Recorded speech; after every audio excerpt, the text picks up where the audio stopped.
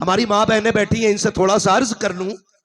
इनसे अरीजा यह है कि आप भी मेहरबानी करें, जब आपके बच्चे स्कूल और मदरसे के लिए तैयार हो जाएं और आप टिफिन तैयार करने में ताखिर करती हो, उनके हाथ में मोबाइल देख करके ये बात ना कीजिएगा कि बेटे थोड़ी देर गेम खेल ले, थोड़ी देर मोबाइल चला ले, थोड़ी देर वीडियो चला ले, तब तक मैं तेरा नाश्ता तैयार कर देती हूँ। ए मेरी बेटी, याद रखिएगा, नस्लें मर्दों से परवान नहीं चढ़ती है, नस्लें बेटियों से परवान चढ़ा करती है। अच्छी नस्लों की परवरिश बाप नहीं किया करता है, बल्कि माए किया करती है। हर वली की तारीख उठा करके देखो, सबकी कामयाबी में माँ की मेहनतें नजर आती है। किसी की कामयाबी में माँ के सजदों का राज मिलेगा, किसी की कामयाबी में माँ की दुआएं शामिल होंगी, किसी की इबादत के अंदर माँ के रज्जगे शामिल होंगे। खुदा की कसम, अगर फरीद भी फरीद बनता है तो अपनी मेहनत से नहीं, बल्कि माँ के सजदों की बरकत से बनाया जाता है। पता है कि नहीं? कौन सा ट्रिप है? भगवा लब ट्रिप। हर जलसे में तकरीर हो रही है, हर जगह बोर्ड लगे, हर नौजवान कोशिश कर रहा है। मैं कह रहा हूं, अगर सिर्फ 10% बेटियां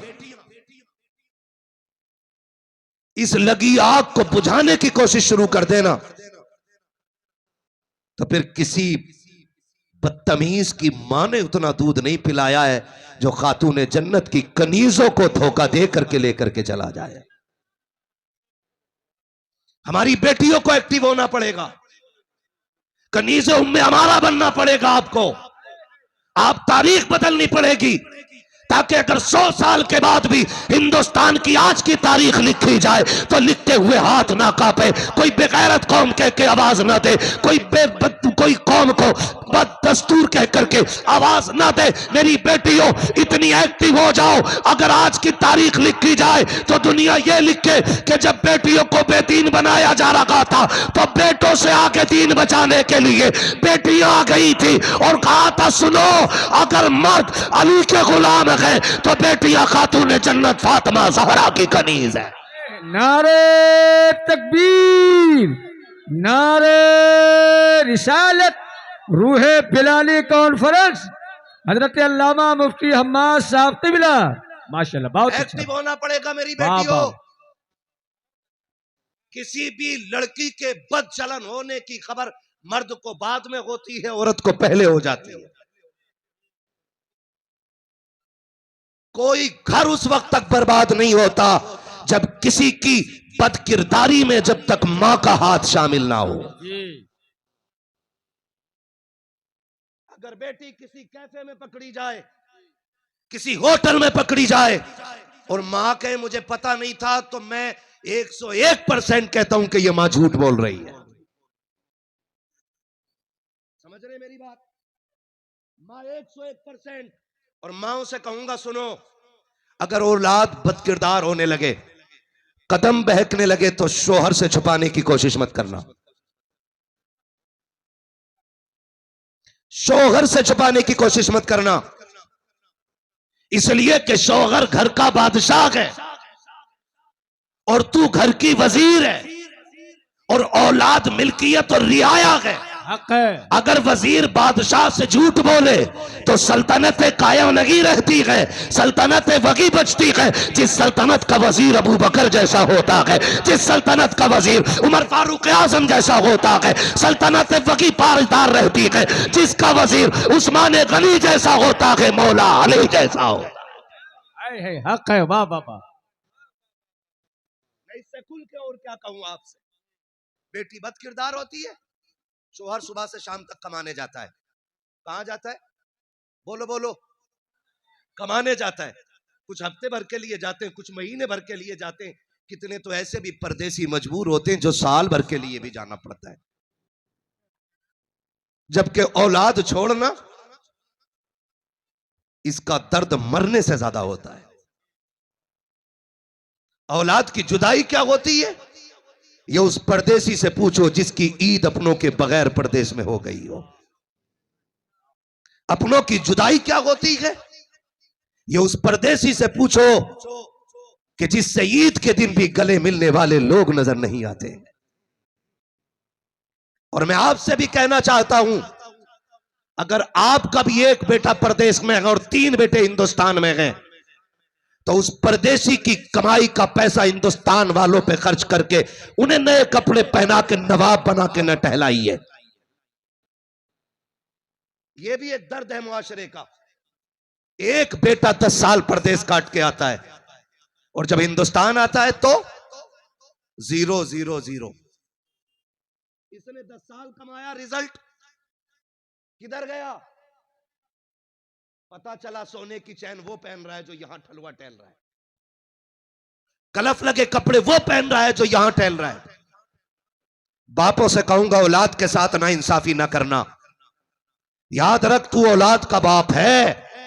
खुदा की बारगाह में जब हिसाब का तराजू कायम किया जाएगा, उस वक्त बचाने वाला तुझे कोई नसीब नहीं होगा।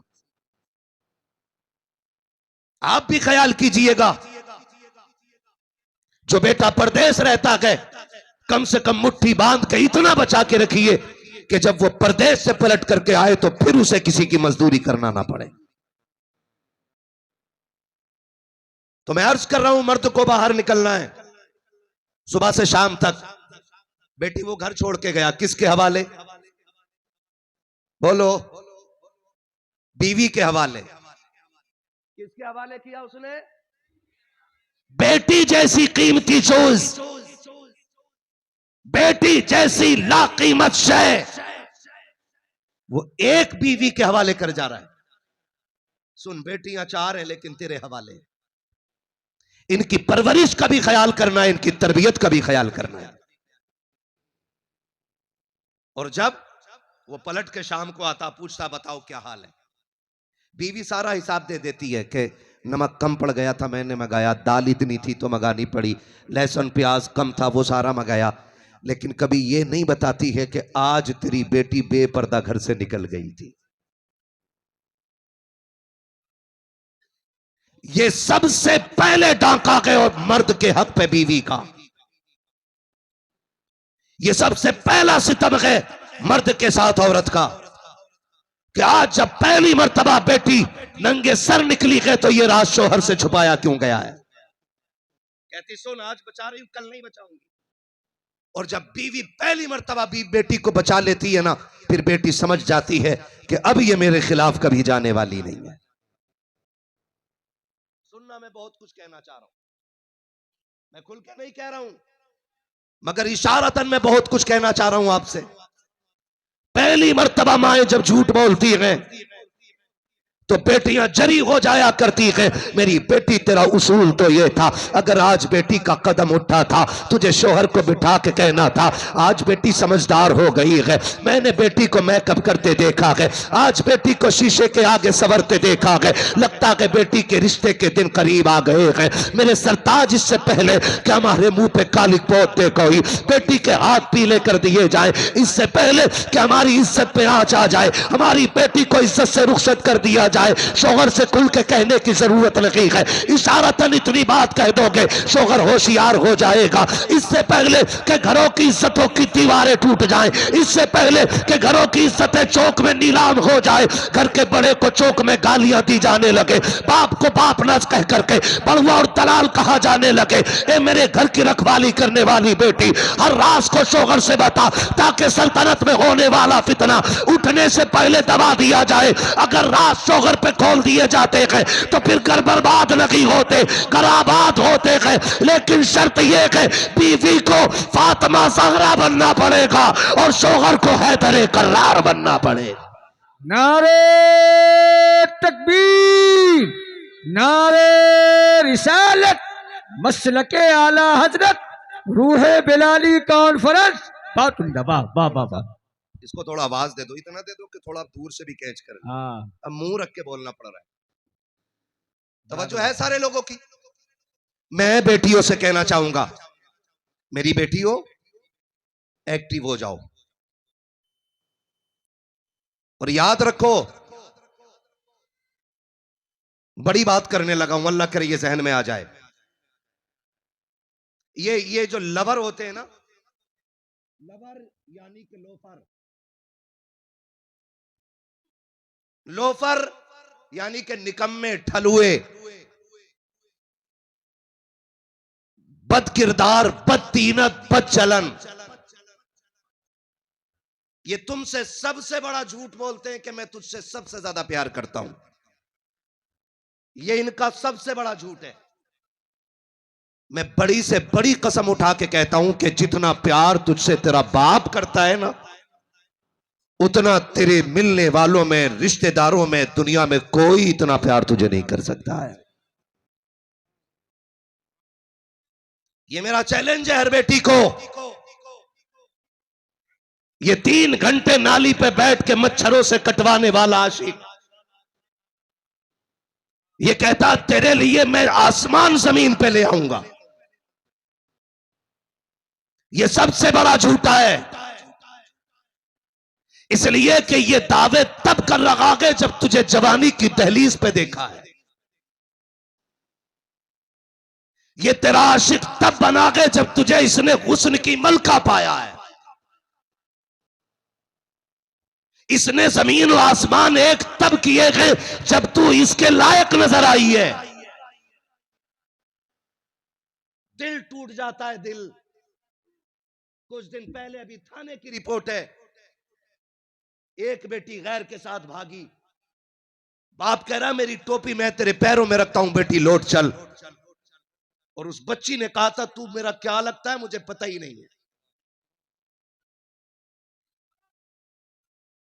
अगर बेटियों रविश ना बदली तो फिर से बाप तुम्हें पालने से ज्यादा मारने पे फख्र करेगा।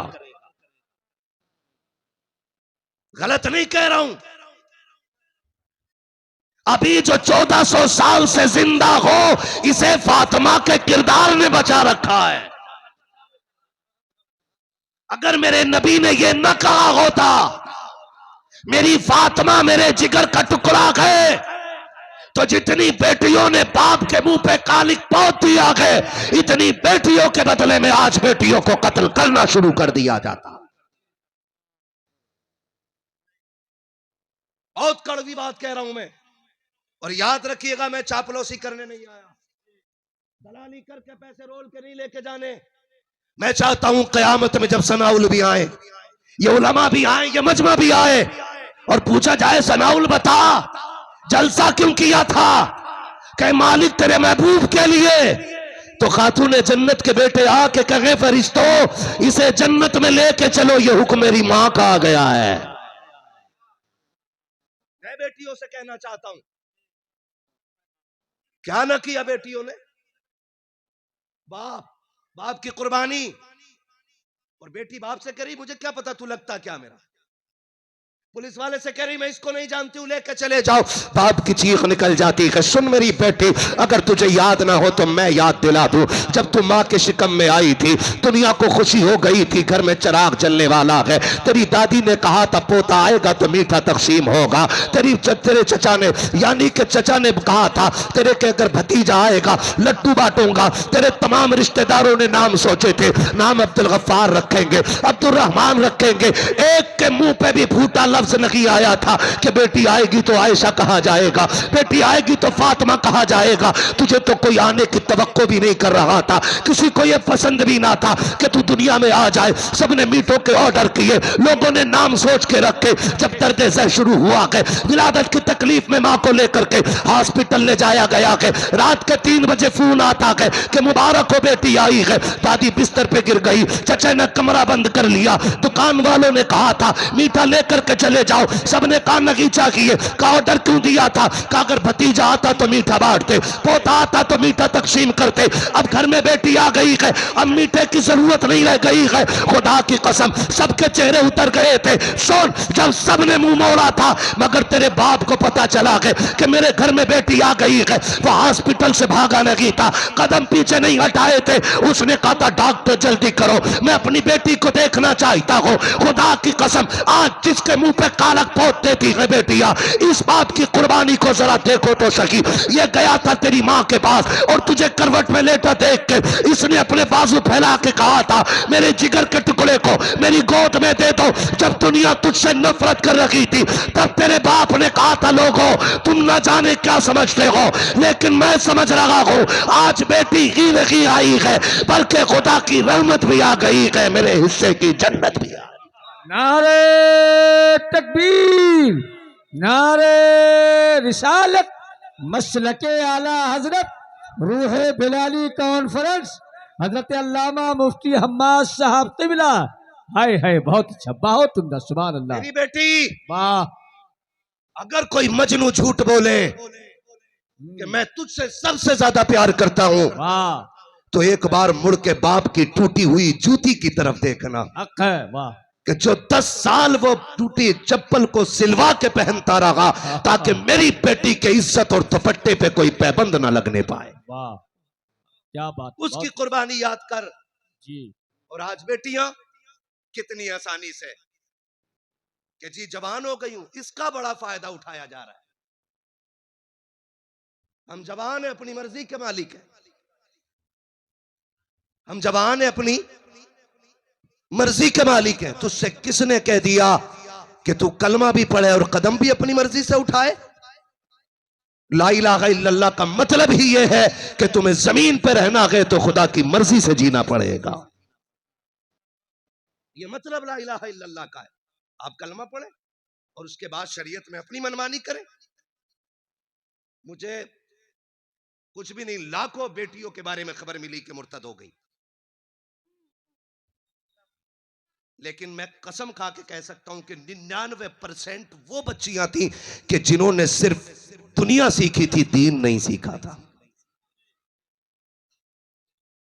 जिन्होंने सिर्फ दुनिया सीखी, कोई हाई स्कूल से भाग गई, कोई इंटर से निकल गई, कोई बीए से निकल गई, कोई एमए बीए कर बीएड करते करते बाप की इज्जत को जूतियों तले रोन दिया और उसके बाद कोर्ट के चक्कर काट रही हैं। इसलिए कि वो जो कहता था तेरे लिए मैं आसमान तोड़ के जमीन पे ले आऊंगा, अब उसने कह दिया कि तू मेरे काम की नहीं है। मैं कसम खा के कह सकता हूं, बेटी को जो इज्जत इस्लाम ने दी है वो दुनिया में किसी ने नहीं दी है। हक है जी। 2 मीटर कपड़ा पहनने वाली बेटी कहती है मेरा जिस्म मेरी मर्जी है, कितना छुपाऊं कितना दिखाऊं। और इस्लाम ये कहता है सुन, इज्जत वाली चीज पर्दे में रखी जाती है। पैसा कहां रखते हो? यहां रख के चले जाओ यार। रख सकता है कोई? घर में रखते हो तिजोरी में, के घर के चौराहे पे? क्यों? जबकि पैसा चोरी हुआ तो मिल जाएगा, लेकिन इज्जत एक बार चली गई तो फिर मिलने वाली नहीं है। फिर मिलने वाली नहीं। आज मरे जा रहे हैं, आज मरे जा रहे हैं लोग। वो खुदारा रवैये बदलो, अपने तरीके दुरुस्त करो और बेटियों को कनीज़े फातिमा ज़हरा बना लो। हम भी अपनी बच्चियों को तरबियत दें, हम भी अपनी बच्चियों को तालीम दें। याद रखिएगा, बच्चे जो हम कहते हैं उस पे कम अमल करते हैं और जो हम करते हैं उस पे ज्यादा अमल करते हैं। जब मां ने पूरी जिंदगी कुरान नहीं पढ़ा, जब से जहेज में लेके आई अलमारी में रखा है, तो औलाद कुरान पढ़ देगी? खुद बताओ। जब अब्बा भी आज खाएगा तो औलाद हराम से बचेगी? बोलो जोर से जरा, नहीं बचने वाली ना। तो पहले मां बाप को अमल करना पड़ेगा, औलाद खुद ब खुद अमल करने लग जाया करती है। वालिदैन को पहले अमल करना जरूरी है। मैं इसलिए कहना चाहता हूं बेटियों से, खुदारा कोई भी आपको बहलाए, 2 चीजें होती हैं, सोना, पैसा और बेजा शौक। ये लड़कियों को सबसे तेजी से गुमराह करते हैं। मैं पॉइंट टू पॉइंट बात कर रहा हूं, अल्लाह करे समझ में आ जाए। तुम देखना, ये मजनू जो होते हैं ना, ये सारी कमाई पहन के रखते हैं। कान में बुंदा होगा, हाथ में चैन होगी, गले में जंजीर होगी, है, और कटिंग कुत्ते वाली होगी,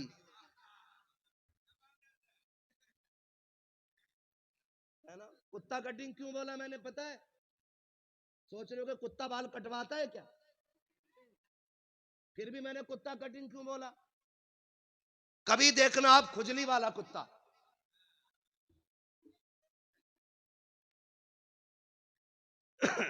कौन सा कुत्ता?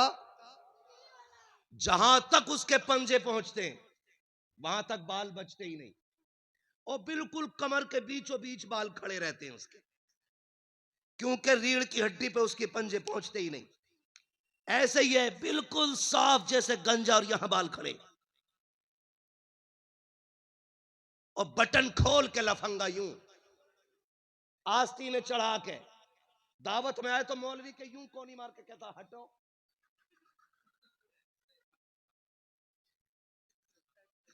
ऐसे आते, हटो। देखो बाखुदा करूं, कभी झांक के देखना उसकी शक्ल को, उसके बाल देखो तो खुजली वाला कुत्ता लगता है वो, और बातें लंबी लंबी। मुंबई से आके तो पैर नीचे रखता ही नहीं। हाँ हजरत, मुंबई से आने के बाद पैर नीचे नहीं जा रहा इसका। आज इस होटल में, कल उस होटल में, आज फिर आई, कल चिकन, फला मटन, ये मटन, और जब पैसे 8 दिन में खत्म ना, कुछ मिलेगा क्या? ये ऐसे से फिर यूं हो गया। और यही मजनूओं की कंडीशन है। मेरी बेटी सोन, सारी दुनिया का सोना एक पल्ले में रखा जाए और फातिमा ज़हरा की कनीज तेरी इज्जत दूसरे पल्ले में रखी जाए, तो पूरी दुनिया के सोने चांदी मिलाकर भी तेरी इज्जत का 1% की बराबरी नहीं कर सकते। कैसे किसी मजनू के हवाले इज्जत कर दी तूने? भूल गई तू कि तेरा बाप तुझे देख के कहता था बेटी नहीं, रब ने शेर दिया है। तुझे सीने से लगा के बाप कहता था अल्लाह ने मुझे जन्नत का टिकट दे दिया। अगर इसे पता होता कि तू इसकी इज्जत को कदमों तले रोंद जाएगी तो उसी दिन तुझे जहर दे के मार देता। ये तेरे लिए ओवर टाइम ड्यूटी ना करता, रात रात भर जाग करके तेरे पर्दे की वजह से तेरे लिबास के लिए लोगों के धक्के ना खाता। ये तो इसलिए धक्के खाता रहा कि मेरी बेटी गैर के बर्तन धोएगी तो दुनिया क्या कहेगी, दूसरे के घर काम करने के लिए जाएगी तो दुनिया क्या कहेगी। सुन तो सकी, ये गालियां खाता रहा ताकि तेरी इज्जत महफूज रहे, ये लोगों के ताने सुनता रहा ताकि तेरी इज्जत महफूज रखे। और सुन, अब अगर तेरी इस किस्मत के फैसले की बारी आ जाए और तेरा बाप कह दे जा आग में कूद जा, तो कूद जाना ताकि बाप की इज्जत दुनिया में महफूज रह सकती है। इसलिए ये तेरी जिम्मेदारी बनती है। वरना सुन, मैं तो समझता हूं ये ईमान की कच्ची औरतें। मैंने रईस उल अत्किया सरकार उवैस मुस्तफा वास्ती, जिन्हें मैं जानता हूं कि हिंदुस्तान में अगर कोई कुतुब है तो वो उवैस मुस्तफा की जात है, जिनके बारे में ताजुश शरिया ने मुंबई में कहा था मैं अपने सारे मुरीद उवैस मुस्तफा के हवाले कर रहा हूं। मैं उनके कदमों में बैठा, मैंने कहा सरकार हद हो गई है, इंग्लिश वाली भी मुर्तद हो रही है, उर्दू वाली भी मुर्तद हो रही है, दीन सीखने वाली भी मुर्तद हो रही है, हुजूर बचेंगी कैसे बेटियां? उन्होंने आंख बंद की और कहा सिर्फ एक इलाज है। आंख बंद की और खोल के कहा था बस एक इलाज है। मैंने कहा बता मेरे मुर्शिद इजाजत, वो रास्ता क्या है? फरमाया सबके सीनों में इश्क रसूल डाल दिया जाए। सबके सीने में इश्क रसूल डाल दिया जाए। कहा कि ये लोहे की, मसाले की, ईंट की दीवारें उतनी ऊंची नहीं होती जितनी ऊंची इश्क रसूल की दीवारें हुआ करती है। आज जरूरत है बेटियों को इश्क रसूल पढ़ाया जाए, आज जरूरत है बेटियों को आशिक रसूल बनाया जाए, आज बेटियों को कनीज फातिमा ज़हरा बनाया जाए, तभी बेटियों की इज्जतें महफूज रह सकती है। वरना सिर्फ डिग्रियों से इज्जतें बचने वाली, डिग्रियों से इज्जतें बचने वाली। मोबाइल में तो रोज देखते हो, आज ना बनाओगे मोबाइल में वीडियो तो क्या चला जाएगा? आज सामने देख लो। चलूं आगे थोड़ा सा, आओ तो मैं बताऊं बेटी किसे कहते हैं। मदीने का शहर है, बोलो सुभान अल्लाह। मदीने का बाजार है, हुजूर का शहर है, सोने की मार्केट है, और एक कनीज़े फातिमा ज़हरा है। एक कनीज़े फातिमा ज़हरा जेवर खरीदने के लिए सोने की दुकान पे आई। बेटियां कान खोल के सुने और बेटे भी मेरी बात सुने। वो बच्ची जेवर खरीदने के लिए जब आई, उसने जब पर्दे से हाथ बाहर निकाला, दुकानदार यहूदी था। बच्ची के हाथ का हुस्न देख के दीवाना हो गया। बच्ची ने अपनी पसंद का सोना लिया। अब वो दुकान का मालिक हाथ देख के दीवाना हुआ। उसने सोना सारा आगे डाल दिया और कहा जितना चाहे जेवर ले ले, तुझे कोई कीमत नहीं देनी पड़ेगी। बच्ची ने कहा क्यों? उसने कहा कि तेरे हुस्न पे मेरा दिल आ गया है, जितना चाहे सोना ले ले, बदले में मेरा दिल खुश कर देना। बच्ची ने इतना सुना, सोने को फेंका और इज्जत बचाने के लिए दुकान से निकली। जब इज्जत बचाने के लिए दुकान से निकली तो वो भी पीछे पीछे आ गया। उसने बच्ची का हाथ पकड़ा, लड़की का, और उसने कहा जा कहां रखी है? उसने कहा कि मुझे तेरा सोना नहीं चाहिए। कहा किस लिए? मैंने पूरी दुकान तेरे आगे डाल दी, जितना चाहे सोना लेके चली जा, मैं तुझे रोकने वाला नहीं हूं, लेकिन एक लम्हे के लिए मेरे दिल की खुशी का ख्याल कर ले। बच्ची ने मुंह पे थूक के कहा था, सुन, तेरे सोने में वो ताकत नहीं है जो फातिमा ज़हरा की कनीजों को खरीद सके। हम एक बार मोहम्मद अरबी के हाथ पे बिक चुके हैं, और जो उनके हाथ पे बिक जाते हैं उसे दुनिया की कोई ताकत नहीं खरीद पाती है। खुदा की कसम, तारीख गवाह है, उसने कहा ऐसे नहीं जा सकती है। हाथ पकड़ के जोर लगाया ताकि दुकान के अंदर ले जा सके। बच्ची ने एक आवाज दी थी, है कोई मोहम्मद अरबी का गुलाम जो अपनी बहन की इज्जत की हिफाजत कर सके?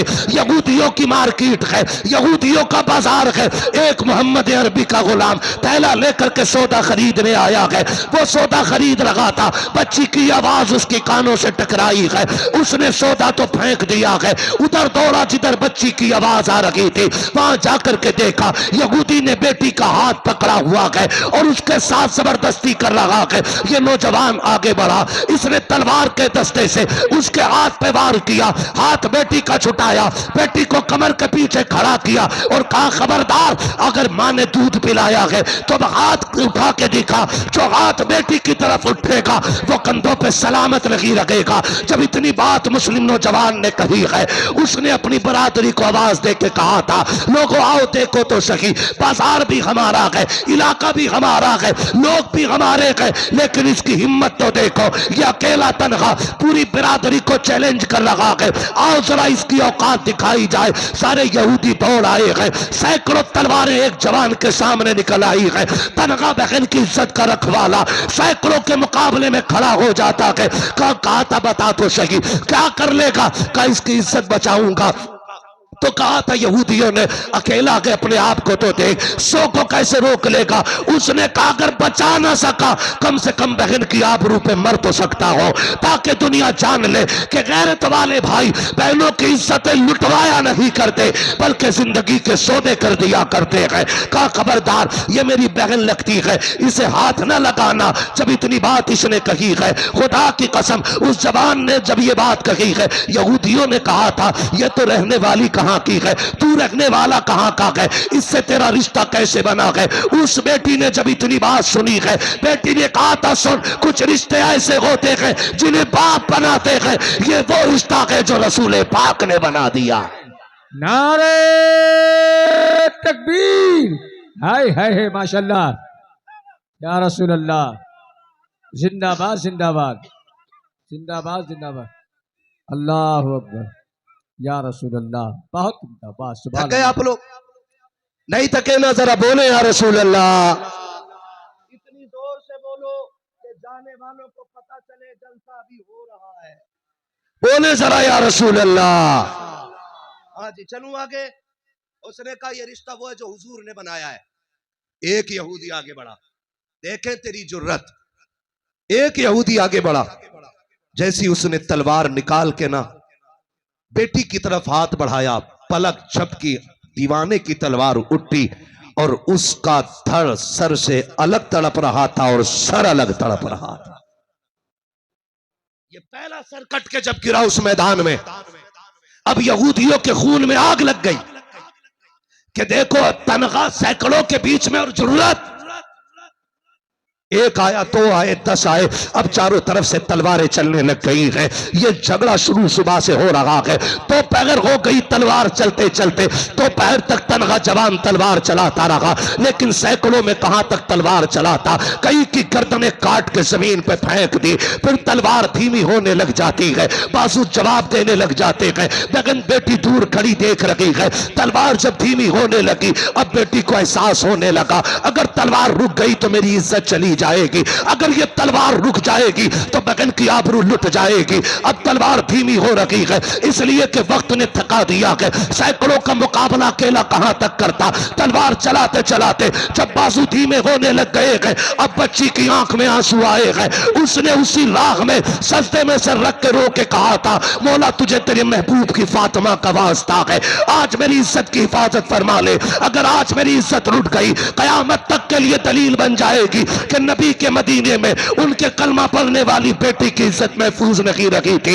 इतना रो करके उसने कहा है, खुदा की कसम तारीख गवाह है, इधर इसने तड़प के कहा है, उधर पीछे से नारे तकबीर की आवाज आ जाती है। जवान ने मुड़ के देखा कि ये आवाज किसकी है। जब मुड़ के देखा तो क्या देखता है, आगे आगे नबी आ रहे हैं, पीछे पीछे मौला अली आ रहे हैं।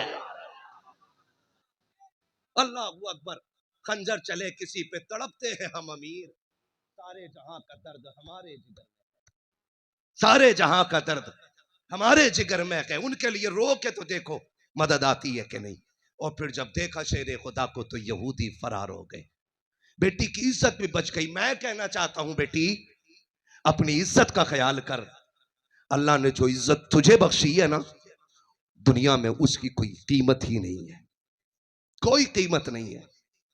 कनीज़े फातिमा ज़हरा बनो, इल्मे दीन सीखो, माँ बाप की वफादार बनो, इनसे इतनी वफा करो, इतनी वफा करो कि लोग बेटों से ज्यादा बेटियों के लिए रोने लग जाएं।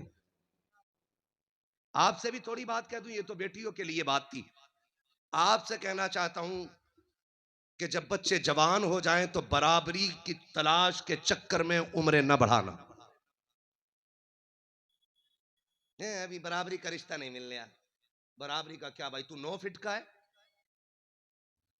तेरी बेटी 18 फीट की है, जो दामाद तुझे 19 फीट का चाहिए। नहीं नहीं, थोड़ा खाते पीते घर का हो। सुने, रिश्ते पैसों से नहीं, रिश्ते भरोसों से चला करते हैं। काय से चलते हैं? भरोसे से रिश्ते चलते हैं। बेटियां जवान हो जाएं, रिश्ता करने में जल्दी करो। पूरी दुनिया में चचेरी काट रहा है, पूरी दुनिया में दामाद ढूंढ रहा है, और दामाद मिला फेसबुक पे, कुंडल वाला दामाद, बुंदे वाला दामाद। दामाद ढूंढा के बहू। एक साहब कहने लगे, जरा जरा देखना दामाद सही है। मैंने देखा बुंदे पहने पड़ा। मैंने कहा दामाद का फोटो है कि बहू का फोटो है? हाँ, इधर ये वो चुटिया चल रही, चुटिया दाढ़ी रखने में मर जाता और चुटिया रखने में वजन नहीं लग रहा। 4 अंगल की दाढ़ी में बोझ लगता है, 1 हाथ लंबे बाल रख के पड़ा। और दामाद ले, नाक भी छिदी है, कान भी छिदे, दामाद है कि बहू है बेगैरत। कह रहा राशि मिला दो इसकी। अरे भैया, हमसे आज तक अपनी राशि ना मिली, हम तुम्हारी राशि कहां से मिलाएं? ये गैर मुस्लिम वाले चैनल हमारे बीच भी आ गए। ये राशि देख लो, उधर ठग बैठा। ओ हो, भाई लकीर थोड़ी सी टेढ़ी हो गई तो काट के सीधी कर दे। निकलो इन चीजों से। और दामाद फेसबुक और व्हाट्सएप पे तलाश ना कर। अक्सर फेसबुक ये दामाद बेटियों को दुख देते हैं और 2 साल के बाद फिर तावीज मांगते हो। दामाद चाहिए तो फिर तू 5 वक्ता नमाजी हो। क्या करना है? 5 टाइम की नमाज पढ़नी है। कितने कितने टाइम की? जोर से। 5 टाइम की। मेरे बच्चे की आवाज बैठ गई सुभान अल्लाह कहते कहते। मैं कहता हूं घर जाना ना बेटे। अम्मी पूछे आवाज का क्या हुआ? कहना अम्मी जब बात हुजूर की हो रही थी ना तो लोग पैसे वाले पैसे दे रहे थे, मैं हुजूर के नाम पे आवाज लुटा के आ गया हूं। कोई तो नजराना दे के आया हूं ना। तवज्जो है सारे लोगों की? चलूं आगे थोड़ा सा, वक्त हो चुका है 2 बजने को। ऐसी जिन्होंने बुलाया वो कहां है? हाँ कोई नहीं है। मौलवी को बैठाया उस टाइम पे गया। ये तो हुजूर का बड़ा करम है कि आप मिल गए, वरना वक्त जितनी ठंडी का है ना, आप रहोगे तो इंशाल्लाह जलसा होता ही रहेगा। क्या बात कह रहा था मैं आपसे? दामाद कहां ढूंढना है? मैंने कहा 5 टाइम के नमाजी बन जाओ और मस्जिद में जाया करो। वो जवान ढूंढो जिसकी 1 वक्त की नमाज कज़ा ना होती हो। इसलिए कि जो रब का हक अदा कर सकता है वो तेरी बेटी का भी हक अदा कर सकता है, और जो रब का हक अदा नहीं कर सकता है वो तेरी बेटी का भी हक अदा नहीं कर सकता है। अब दामाद कैसा होना चाहिए? 90% लड़कों की तो होगी भी नहीं। फिर अब 90% तो जाता ही नहीं मस्जिद में। अगर मस्जिद से दामाद ढूंढने लगो तो फिर सारी नमाजी हो जाएंगे। और दामाद कटो वाला मत देखो, दाढ़ी वाला। कैसा दामाद? ये बेदाढ़ी वाले कतई नहीं बोल रहे हैं कि हमारे खिलाफ बात हो रही है। मौलवी हमें कुआरा मारना चाहता है। आपसे भी कहना चाहता हूं दामाद दाढ़ी वाला देखो, नेक देखो। इसलिए कि ये जो जिंदगी है ना मियां बीवी का रिश्ता, ये ऐसा नहीं 2-4 दिन का रिश्ता है। कई दहाइयां कई दशक लगते हैं इस रिश्ते में, अगर अल्लाह जिंदगी दे तो। अगर ये खुशहाली ना हो तो अलग से किसी अजाब की जरूरत नहीं है। इस रिश्ते में अगर खुशहाली ना हो अलग से किसी अजाब की जरूरत नहीं है। मुफ्ती मोहम्मद हुसैन संभली फरमाया करते थे, औरत नेक मिल जाए तो जन्नत की चिड़िया है, और अगर औरत गलत मिल जाए तो जहन्नम का कौवा है। अकेले जीना हराम कर देती है। कैसी होनी चाहिए औरत? कैसी होनी चाहिए? हाँ, जो ज्यादा जोर से बोला अल्लाह इसे जरूर नेक बीवी देना। गौर से सुनो मेरे भाई, रिश्ते देखने जाया करो तो अभी अल्लामा गुलाम जिलानी अजहरी ने कहा था कि डिग्री ना देखो। अगर रिश्ते देखने जाया करो तो ये पूछवाया करो नमाज कितने वक्त की पढ़ती है। उसके होठों की सुर्खी से ज्यादा जरूरी है ये देखो कि उसके मुंह से तिलावत कुरान की खुशबू आती है कि नहीं। उसके गालों की चमक से ज्यादा जरूरी है कि उसके माथे पे सजदों की चमक है कि नहीं। समझ रहे मेरी बात? ये तलाश करो, फिर तुम्हें किसी डोरी की जरूरत नहीं। कदम उसके आएंगे करम मदीने वाले मुस्तफा का आना शुरू हो जाएगा। बच्चियों को नेक बनाओ, बच्चियों को नेक बनाओ। हम रिश्ते देखने जाते हैं, कहते क्या पढ़ा है? तो गरीब कहता मेरी बेटी ने कुरान पढ़ा है। तो ससुराल वाले क्या कहते हैं? बस कुरान पढ़ा है। इसे कहते हैं बस कुरान पढ़ा है। मैं कहता हूं बेटों को कुरान पढ़ाते हो पढ़ाओ, बेटों को आलिम बनाओ हाफिज बनाओ, लेकिन बेटियों को कुरान जरूर पढ़ाया करो। आपका महबूब इदारा जहां पे हमारा कयाम था, क्या नाम इस इदारे का? जामिया फातिमा।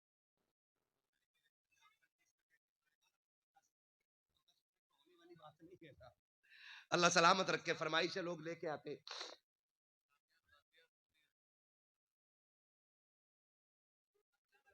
जामिया कादरिया खदीजतुल कुबरा, ये इदारा, ये इसमें बच्चियां पढ़ रही। बड़ी तबीयत खुश हुई, हजरत से मुलाकात हुई और असातिज़ा इकराम से, स्टाफ से मुलाकात हुई।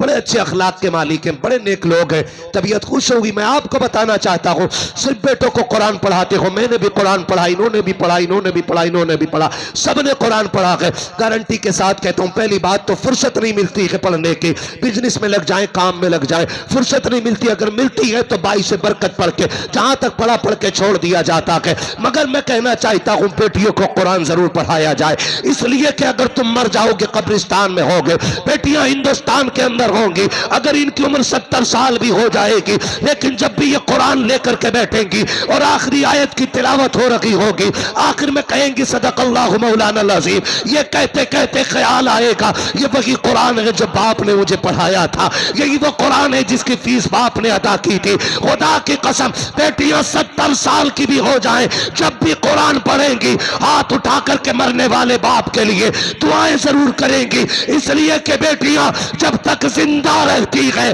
वो अपने लिए नहीं बल्कि अपने मरने वाले बाप के लिए ज्यादा दुआएं किया करती है। लेकिन हम बेटियों ही को नहीं पढ़ाते। बेटों को पढ़ा लेगा क्या, इसे MBBS करा लो, क्यों? बुढ़ापे का सहारा बनेगा। बुढ़ापे में ऐसी लठियां मारता अब्बा के कि रही बची कमर भी तोड़ देता। और बेटी को क्यों नहीं पढ़ाते? हम नहीं देंगे 1000 रुपए महीना फीस, हम नहीं देंगे 1500 रुपए महीना फीस। बीवी कहती क्यों नहीं दे रहे? कि बेटी तो पराया धन है, इसको पढ़ के पराए घर चले जाना, इसे पढ़ा के क्या फायदा। मैंने कहा सुन, अगर बेटे बुढ़ापे का सहारा होते हैं तो बेटी आखिरत का सहारा होती हैं। का सहारा होती है, आखिरत का सहारा होती हैं। बेटे बुढ़ापे में लाठी बन के आते हैं, बेटी आखिरत में जन्नत का टिकट बन के नजर आएगी।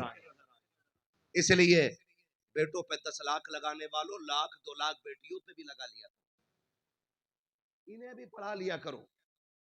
बेटे पढ़ जाते हैं तो लोग कहते हैं अपनी मेहनत से बनाए, लेकिन जब बेटियां पढ़ जाती हैं तो लोग कहते हैं ये किस बाप की शहजादी है कि जब से आई है घर में कनीज़े फातिमा जहरा बन के नजर आ रही है। इसलिए बेटियों को आप जरूर पढ़ाइए, पढ़ाएंगे इंशाअल्लाह। फरमाया गया लक़द कान लकुम फी रसूलिल्लाहि उस्वतुन हसना, मेरे महबूब की जिंदगी आपके लिए बेहतरीन नमूना है। बेटियों से कहूंगा आप अपनी अपनी एक तंजीम रखिएगा।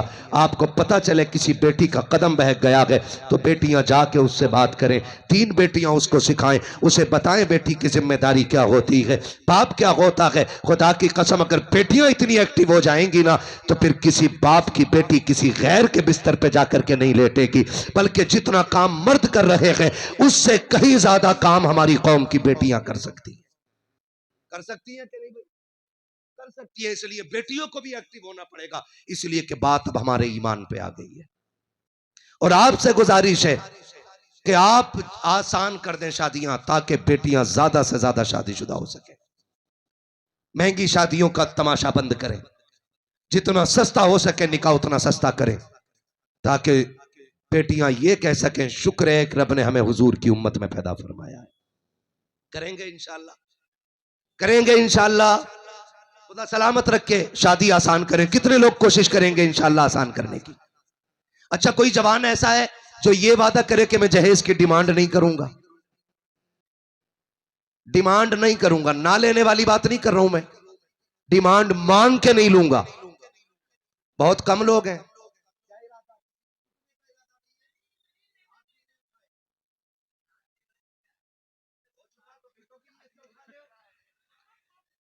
अपने बच्चों की शादी में जहेज की मांग,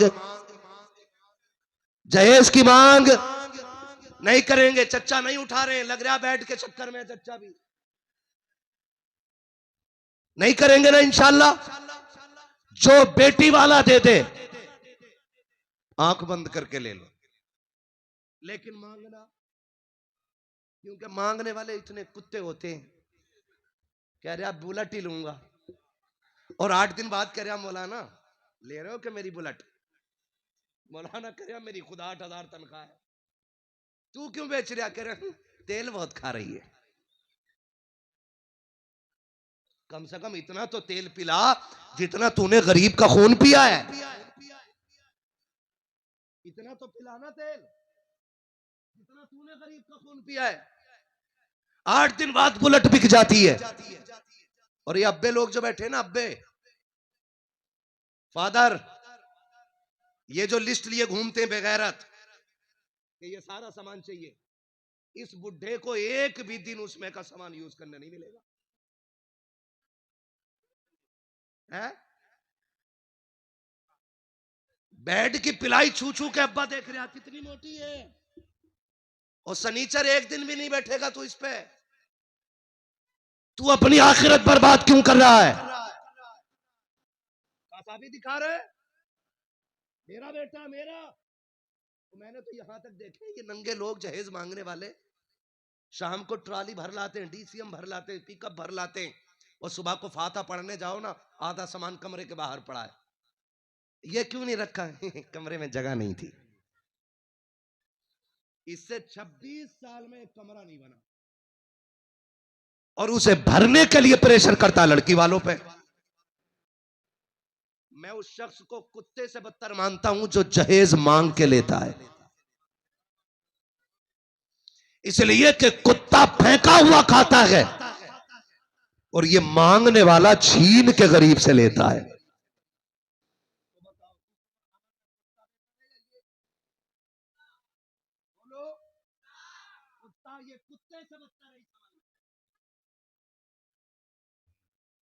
कुत्ता 8 दिन के भूखा भी होगा ना, आप खाते रहिएगा, आपके बर्तन में मुंह नहीं डालेगा।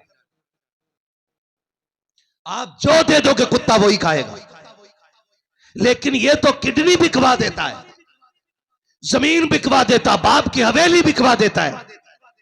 सुन, जिसने बेटी दे दी उसने सब कुछ दे दिया है।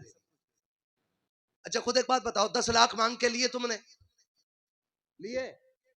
नहीं ना। फर्ज कर लो मांग लिए, फर्ज कर लिया कि हमने मांग लिए। मर्द भूल जाता बातें, औरत नहीं भूलती है। तुमने 10 लाख मांग के लिए, उसके बाप ने कैसे दिए थे उसे पता है। और जब यहां आ जाती है ना, फिर पूरे घर को कुत्ता बना देती है। फिर ससुर कह रहा तावीज दे दो, अब्बा नहीं कह रही। उससे पूछो अब्बा क्यों नहीं कह रही, वो कहेगी ये डाकू है कि अब्बा है? अब्बा तो वो था जिसने किडनी बेच के मुझे खुश किया है, जिसने मेरे बाप की किडनी बिकवा दी, इसको बाप कैसे कहूं? अगर चाहते हो बहू अब्बा कह के आवाज दे तो किरदार वो लेके आओ जो नबी के उमर का किरदार था। हजरत फारूक आजम बहू को ब्याह के घर में लाए हैं, बैठा करके कहा था बेटी बता मैं तेरा क्या लगता हूं? बच्ची ने कहा चचा लगते हो। कहा अब्बा नहीं लगता? तो बच्ची ने कहा था बाप को इंतकाल किए हुए एक जमाना गुजर गया है, अब तो बाप कहने की आदत भी चली गई है। मैं यतीम थी, मुझे आप लेकर के आए हो, आप मेरे रिश्ते में चचा लगते हो। तब हजरत उमर ने कहा था नहीं बेटी, आज के बाद चचा मत कहना, मुझे बाप कह के आवाज देना। चचा किस लिए? कहा सुन, जब तू बाप कहेगी तुझे बाप का सुख मिल जाएगा, मुझे बेटी वाला प्यार नजर आ जाए।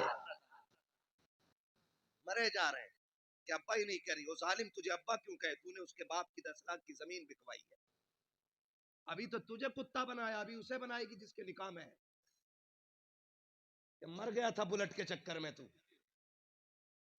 ऐसी फटफटिया बना देगी वो आदमी की कि कोई मियां, कोई दरगाह, कोई तावीज, कोई चादर, कोई भगोना, कोई पतीला, कोई खत्म, कोई बिरयानी तेरी जिंदगी में खुशहाली नहीं ला सकता है।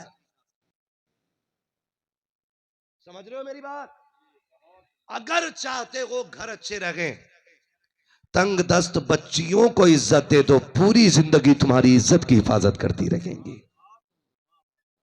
पूरी जिंदगी किसी के बाप को निभा लो, वो तुम्हारे बाप को निभाती रहेगी। ताली एक हाथ से नहीं, कितने हाथों से बजती है? बजा के ना दिखाओ। किससे बजती है?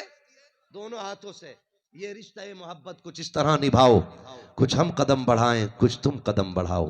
नौजवानों, हुजूर के तरीके को अपनाओ।